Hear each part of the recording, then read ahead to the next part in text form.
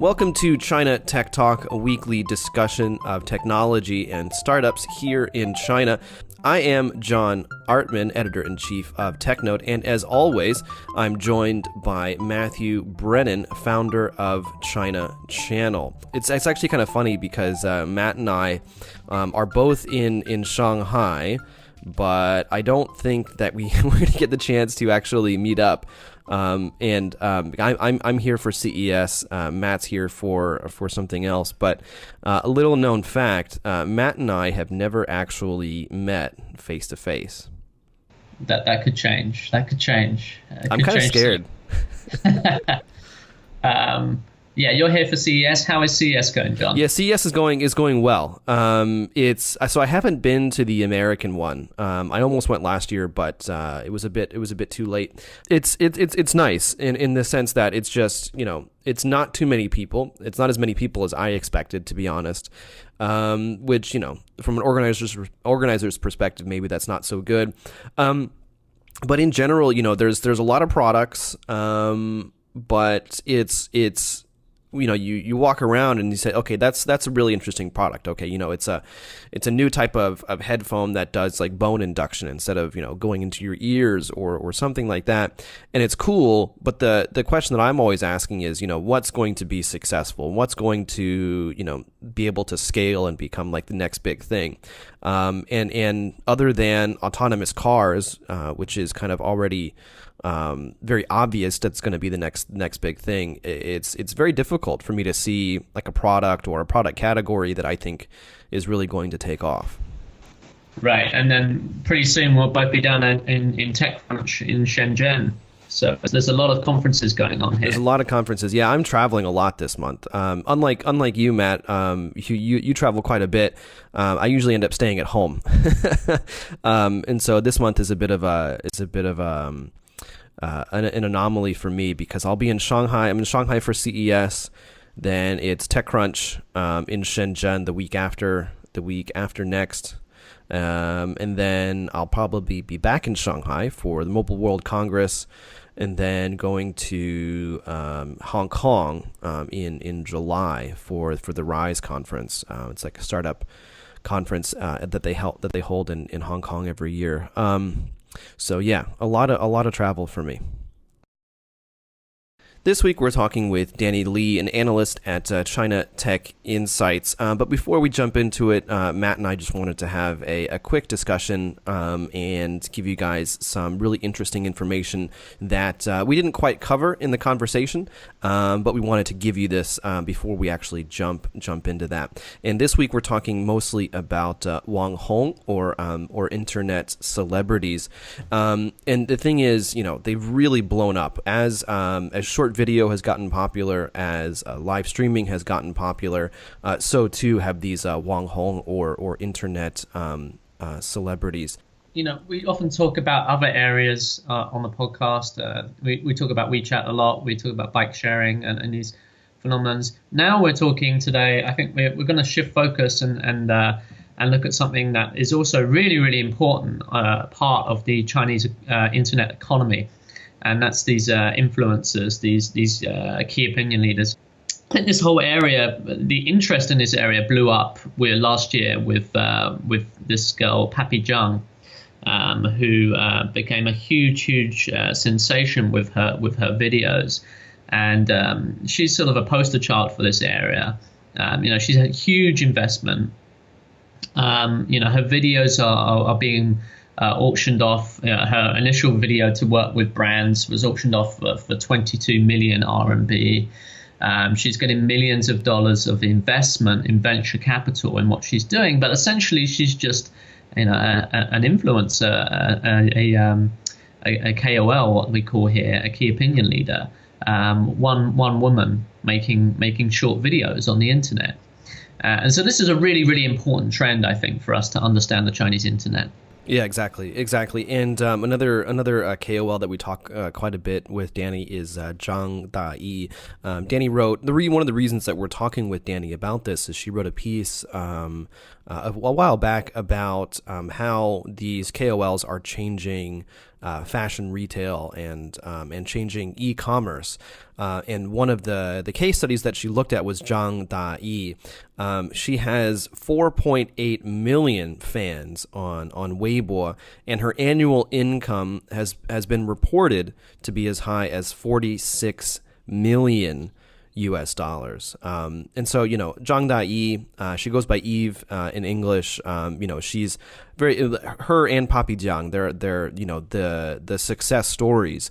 But there, as with anything, there is that long tail of other people who are aspiring to be Wanghong, aspiring to be KOLs in live streaming that don't make as much money as this. But both Dannie Li and Papi Jiang, I think, are really good examples of how this industry has developed. And and again, when you look at first movers, they really did take advantage of this new type of content in order to basically make themselves into celebrities.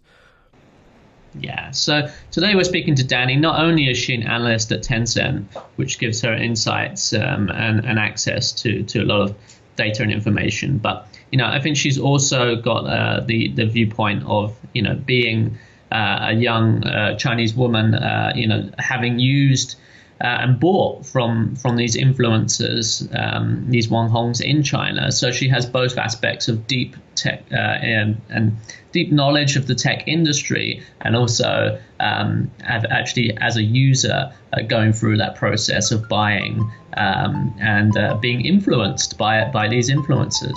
So she's got both sides, and that's why I think she's going to have a really interesting viewpoint here for us to talk to her. Exactly. And so why don't we just jump right into it?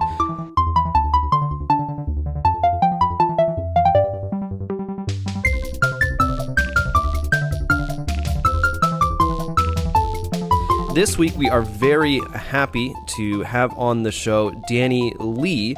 She is an analyst at China Tech Insights, which is an English research unit at Tencent's Penguin Intelligence. She's written articles and produced reports about live streaming, short video, and social media.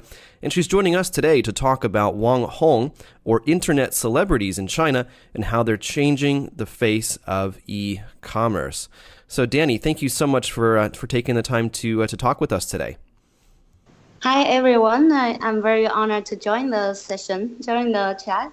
What exactly are they? How do you define this group of people?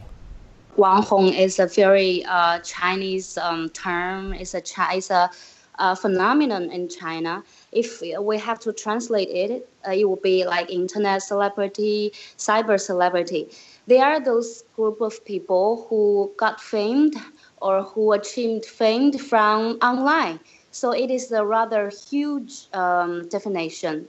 It will include what we will see fashion influencer and also KOLs. We would call them all Wanghong. Yeah. In the eyes of most common Chinese people, this term Wanghong has a more negative implications, I think. So when they brought about the term Wanghong, the faces they would pop into their head is those pretty girls who just get famed by like modeling or by posing in their social accounts. They have nothing else except their faces. I think that's what most common people would think about Wanghong. Right. I think there's that phrase in Chinese, right? Like relying on your face to make money. And relying on your face to get famed. Yeah, it's a very common phrase in Chinese. Yes. I think just for the listeners, if we just step back for a second, and there's a lot of overlapping phrases here, and the terminology that's used in places like the States is a little bit different here. What we're talking about today is often referred to as, in the States, as influencers. I think that's the term that people use for people who have large online followings. Maybe YouTube videoers and people like that. And really, we're basically talking about the same thing here, aren't we? It's just in Yeah. China we have different platforms, and we have different ways of talking about it. So I just want to get these definitions out of the way so it doesn't confuse people. We're essentially talking about influencers. Mm-hmm. But here in China, they're often called KOLs, which stands for Key Opinion Leader, right? Mm-hmm. In my opinion, what do influencers and KOLs share in common is their large followers. But if you are going to to tell the difference from those two terms, I would say KOLs are more like content driven, are more like they express their opinions. No matter in political things or economic things, they have their own opinions and they have a certain followers. However, influencers, they might not expressing they might not taking side in any of those issues or those trending things. They might just like have a kind of skills or liking dance, liking singing, or they just got followers. So I think KOLs are more like professional. 网红 in the live streaming platforms. They're this kind of 网红. They don't express their opinions. They don't have any kind of skills. They just talk. They just chat, and then they got a lot of followers. We won't call them KOLs, but we will call them influencers. So can you tell the difference between those two terms? Yeah, that makes sense. That makes a lot of But sense. like in social media, like in Weibo, in the Q&A platform Zhihu, there are so many KOLs in different segment, in different sectors, either in political, economic, or like gymnasiums, or they are professional. But yeah, they got a say on a certain platform. Right. So I would call them KOLs. So so I think we've just kind of there's a lot of information that we've covered so far already in just this very short period, and so I kind of want to take a step back and look at kind of the history. And so as I mentioned before, when we're talking about Wang Hong, a lot of times we're these days we're talking about it in the context of live streaming. But Danny, can you give us a brief history? So where was like the first kind of Wang Hong? Like how did they start? And maybe you can just kind of take us up to the present day. So basically, there are like four stages of the development of Wang Hong. It dated back to the BBS or forum. This is the like the version the first stage of Wang Hong. They just write things on those platforms, on those forums, and they got famous by their by what they have written. And then the second stage of Wang Hong is like more, they add more pictures into it. They don't just write things. They make out famous by their lookings, by pictures. Like, do you know the wife of JD.com's CEO, Liu Changdong? The milk tea girl. Yeah, the milk tea girl. I think she is a representative of the second stage of Wang Hong. She just got famous by a photo picture posted by her classmates on the forum. Then she just got viral on the forums. So I think that's the second stage, and then it comes to the third stage. It would be Weibo, the rising of Weibo. Many accounts just write like posts hilarious things on the platform. So we would call them 段子手 in China. Basically, they just there is a account. They write about witty things or hilarious replies. Then it can just got viral. Comes to the most recently the mobile internet stage. It's 网红 just got from. They don't just write about things. They are active in both short video platforms, live streaming platforms. So it is not pure written things. The content could be live streaming, could be videos. The platforms can be Taobao, can be a short video platform like Miaopai. So, and the ways they monetize become varied. Right. So to summarize, we've got 4 stages, and what's really driving the shift from one stage to another is the technology, right? Is the opening up of the emergence of different social platforms, like from pure written text to image to written text and to videos to live streamings. Right. That's really interesting. Is that as these new formats open up, they completely change the way that this industry works. We go from pure text, where obviously that lends itself to being more intellectually driven about ideas, and now we're in stage 4, where it's very video driven, short video, live stream, and this lends itself towards more sort of pretty girls, these Wanghongs who are relying on their face in order to sell and to build followings. Yes. Yeah, and just to make the point, it's not just women relying on their looks as well. There's quite a few male Wanghong who are quite handsome, and they use their looks and to sell products as well. And so it is kind of interesting because on the one hand, there are a lot more females in general. And maybe we can talk about why that is. But there are men who do this type of thing as well.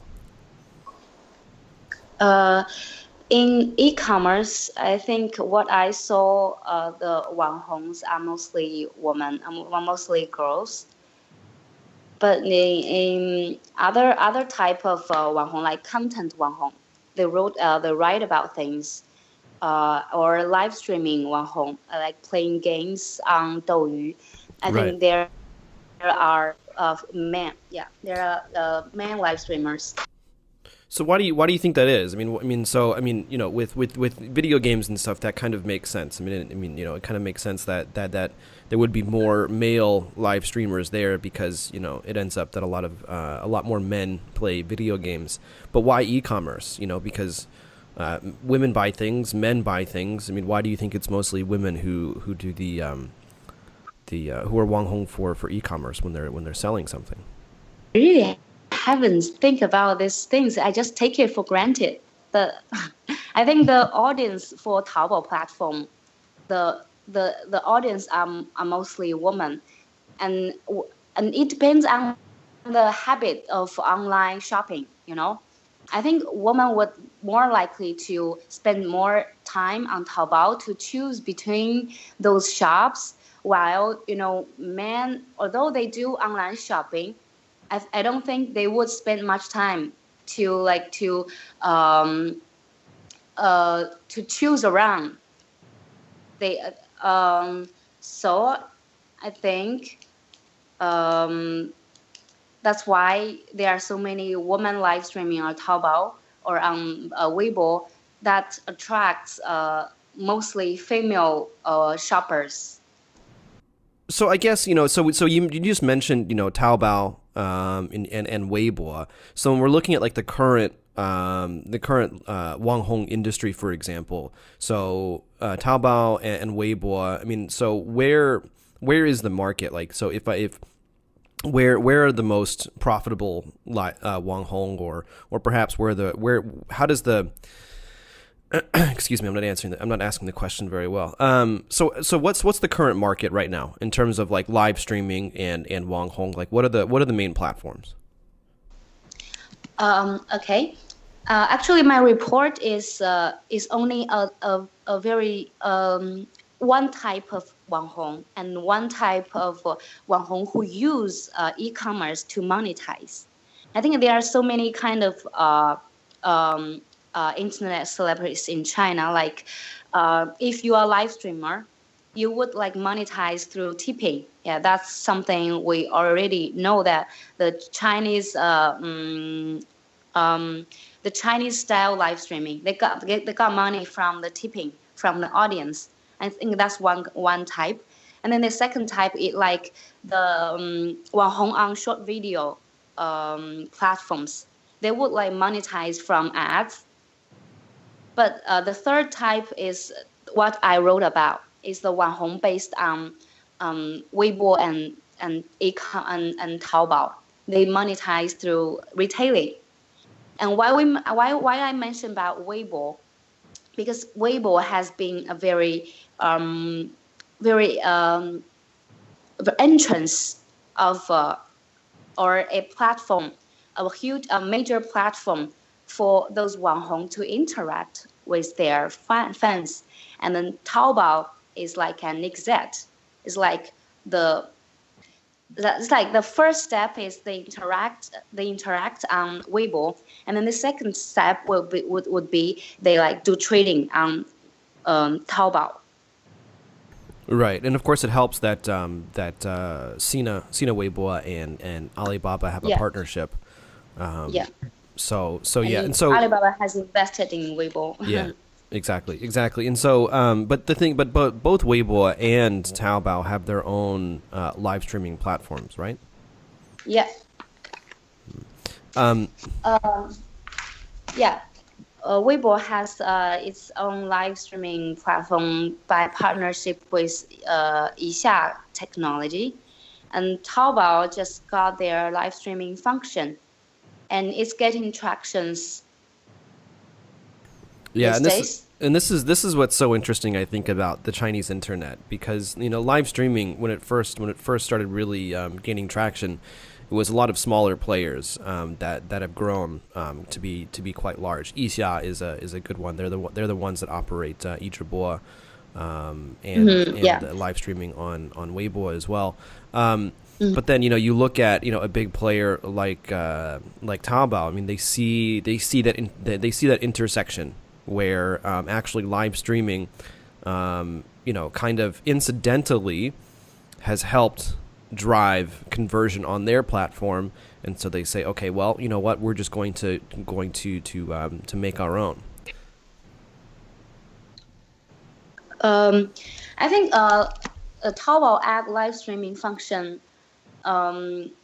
it's just like live streaming is more like a supplementary things to their platform. If you open the Taobao app, you will see they're adding so many functions that they want their the shoppers to interact with other shoppers who have shopped on Taobao, or to interact with the KOLs based on Taobao. So that I think that is a trend. That is a must for Taobao to add it as a supplementary. However, the live streaming for Weibo, it is not just about retailing or e-commerce.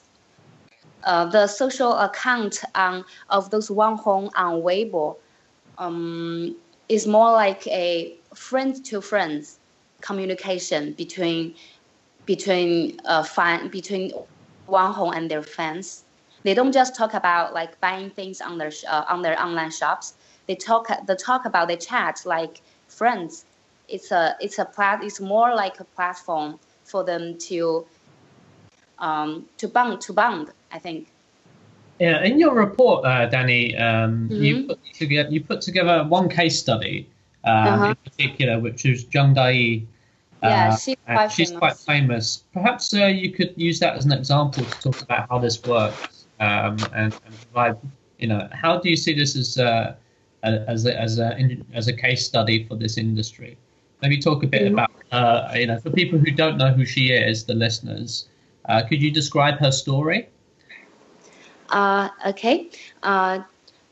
Zhang, I think quite a few media reports has take her as a representative of the live streamer or of the fashionista who has monetized, who has got very famous through selling things to their audience. So I will give a very short introduction of her.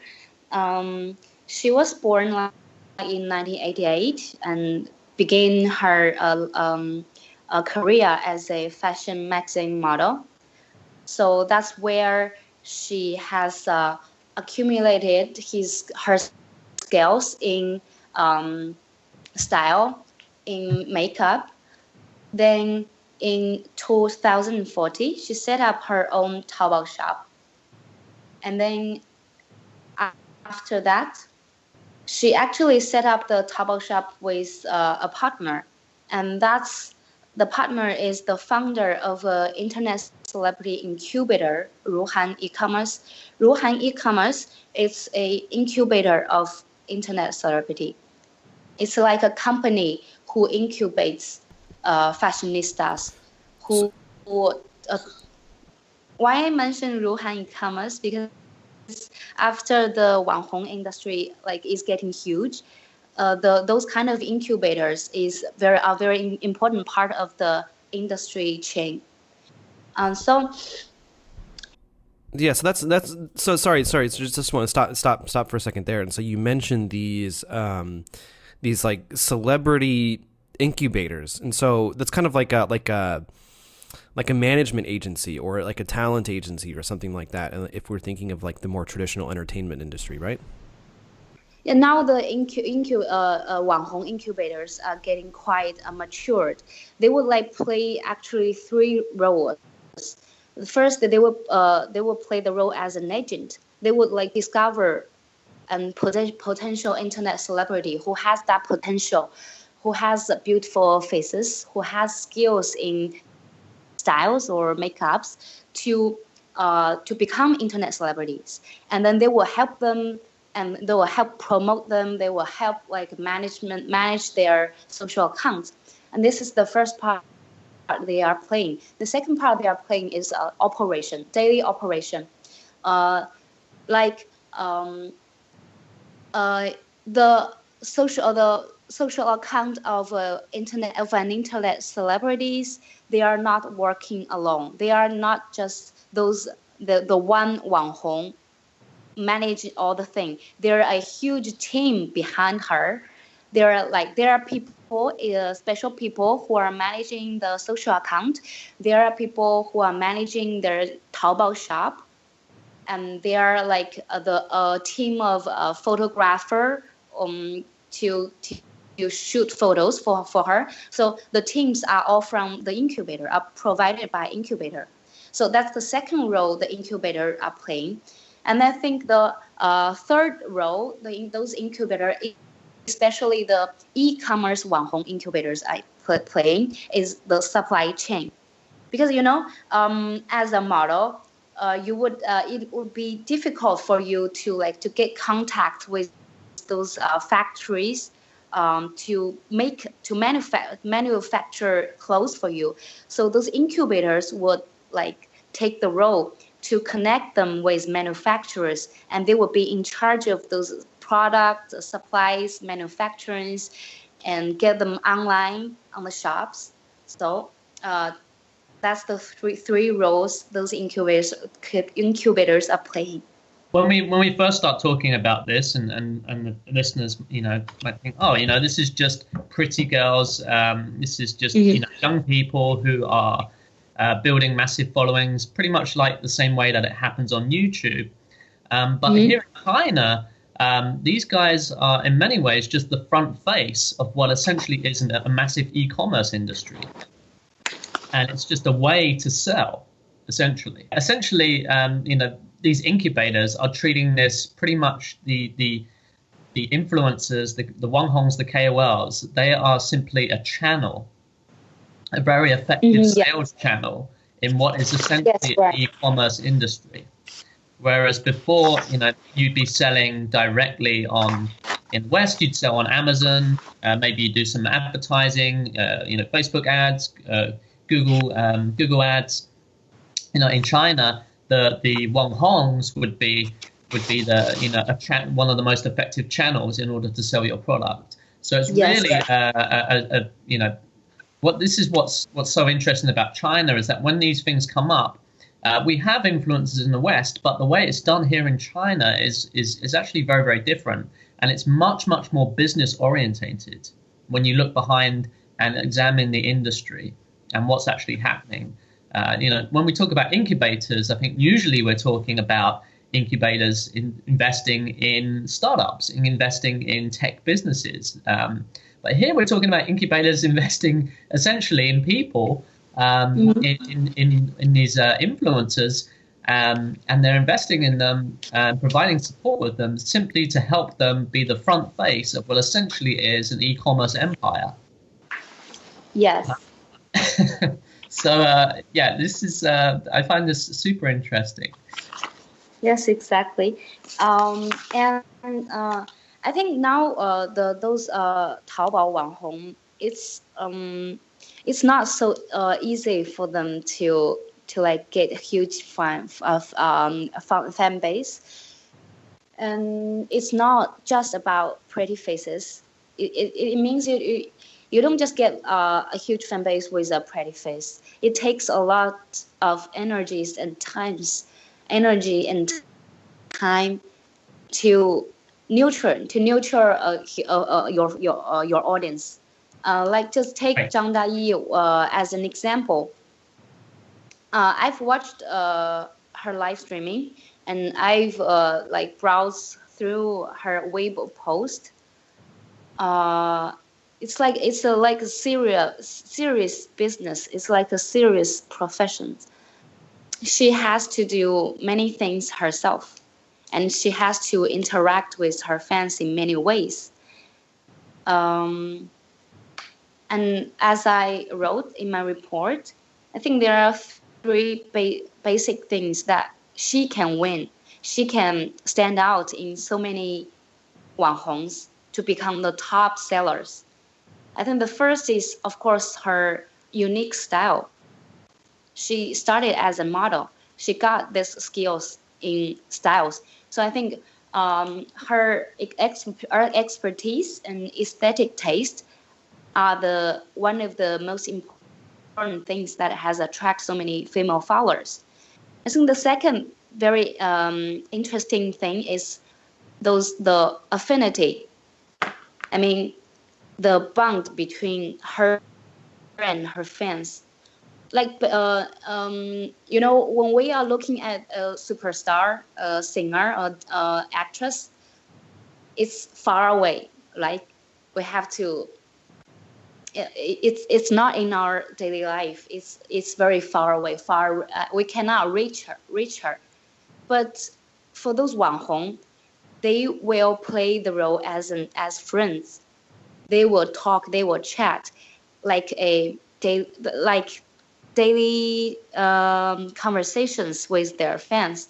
So it got closer and closer with them. The relationship between them is more like equal and it's more intimate. So that's why they got very loyal fans, and they got those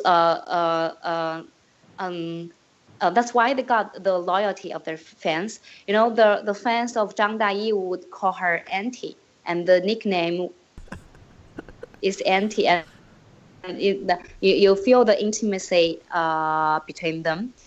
And the last one would be a shared value. What does I think this means? Those models, they will wear clothes. Clothes like that costs only 100 to 200, very cheap clothes, but they will travel around in the world. So they are like basically sell value or sell a slogan that if you are not simply spending money, you are building an ideal empire for the person you aspire to be. One day, if you one day you can be industrials like me, you can also travel around in Right. in the world.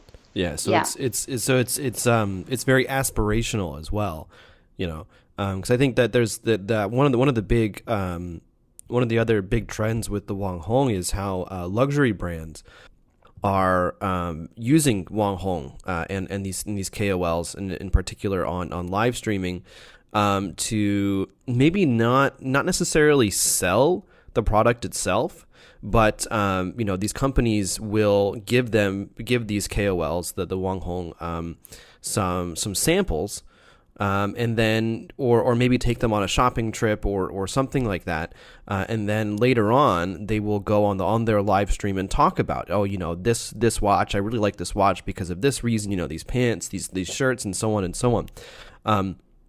And so it's actually really kind of interesting because kind of going from what you said about Zhang Dai, what they're doing is they're not just trying to sell a product, they're trying to sell a lifestyle almost, or a way of living, and because of that, the audience itself, there are going to be a pretty decent segment who are watching it because they aspire to be like that person. They see the Wang Hong as a role model, or as someone who maybe when they're successful they can have a kind of life like that as well.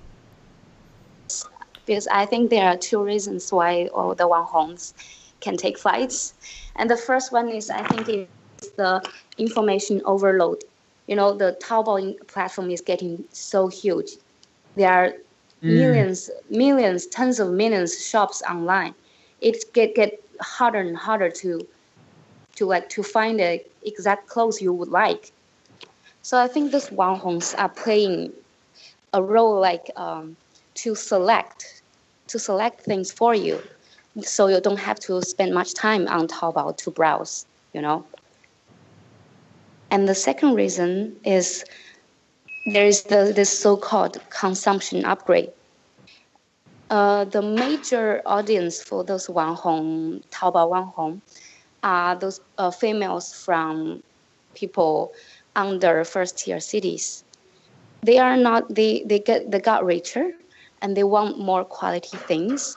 So the Wang Hong, the clothes, the sellings I have bought, it's like it's with the same cost, the quality is better. Yeah, I totally agree. I think that there is an information overload in many, many ways, and Yes. That is something that people in general now look to these influencers. It saves time, and then you're building the relationship with them as well, and the trust, and then there's aspirational aspects. A combination of these is what's really driving this. Danny, you personally, I have a question for you personally. Do you follow any KOLs? I mean, you're obviously Chinese. You're in the sort of age bracket that a lot of these people who follow KOLs here in China. What's your personal opinion about this, and have you ever bought from these Wang Hongs? And if so, could you describe that experience? Yeah, I follow different KOLs on different platforms. As far as Taobao Wang Hong, I would follow them.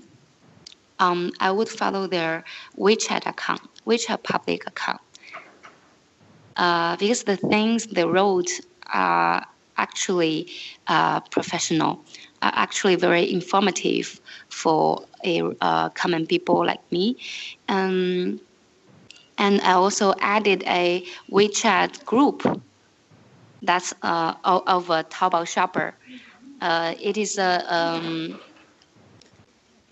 a designer from Hong Kong. Her shop is not as huge as they only got like several 100,000 followers, but they are operating it quite well. They have those WeChat groups for their VIP shoppers. My experience in shopping on their shops, their clothes are not expensive. However, their quality is better than other things on Taobao with the same cost. Okay, what made you follow that one? What made you take interest? What was the process there as a consumer? I got to know them by their articles on WeChat. They will write about like style, write about how to dress in a journey, and they would recommend brands that they are wearing. Then I follow their Taobao shops. So the process is like you have to give something free for your audience. The thing they gave is the content, their knowledge in styling. Then they would direct them to the clothes they sell. Okay, so you discovered it on WeChat. You then went to follow them on Taobao. The discovery process on WeChat was from a friend sharing an article, I assume? Some of them are recommended by my friends, and some of those are friends shared on their moments. And start to follow them. And how, from following them to the purchase, how long did that, before you start buying things, how long is that time? If my friends have ever shopped and on their shops, I would immediately try it because someone has tested the quality for you. So basically, I only have the experience of buying things from two Wanhong store. One of it is recommended by my friend. She has bought it from it, and she thinks the quality is good, so I bought it too. The second one is the one that I bump into it. I found that the quality is really good, and then I give quite good reviews on their Taobao shops. Yeah, and then I recommend to other people. I think one thing that they can keep the quality of the clothes they are selling. I think there are two reasons. All right, and that's about all the time we have for this episode. I want to thank Danny again for joining us. Dannie Li is an analyst at China Tech Insights, an English research unit affiliated with Tencent's Penguin Intelligence.